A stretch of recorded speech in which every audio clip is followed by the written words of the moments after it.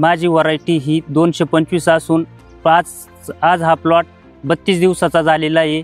मी ओमेक्स कंपनीचे गेल्या 8 ते 10 वर्षापासून 225च व्हरायटी करतो आणि याला पूर्णपणे ओमेक्स कंपनीचे न्यूट्रिशन शेड्यूल फॉलो करून फुटव्यांची संख्या, फुलांची संख्या, फळ ॲव्हरेज चांगल्या प्रकारे घेतलेलं आहे।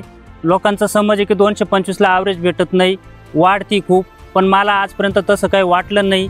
मी लागवडीनंतर ह्या व्हरायटीला लगेच 5व्या-6व्या दिवशी हिनिंग सोल्युशनची पहिली ड्रिचिंग घेतली।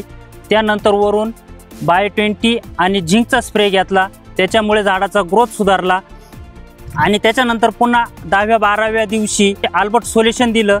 अल्बर्ट सोल्युशन दिल्यानंतर त्याच्यावरती पुन्हा DP98 आणि मायक्रोमॅक्सचा स्प्रे घेतला, त्याच्यानं फुटव्यांची संख्या वाढली, झाडाचा ग्रोथ चांगला झाला।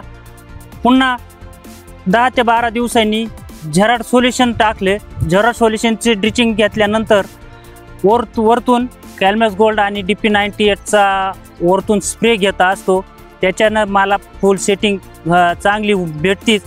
त्याच्याबरोबर फुलकूच पण होत नाही आणि दुसरं करप्यासाठी पण चांगले नियंत्रण मिळते। हा माझा मागील अनुभव आहे।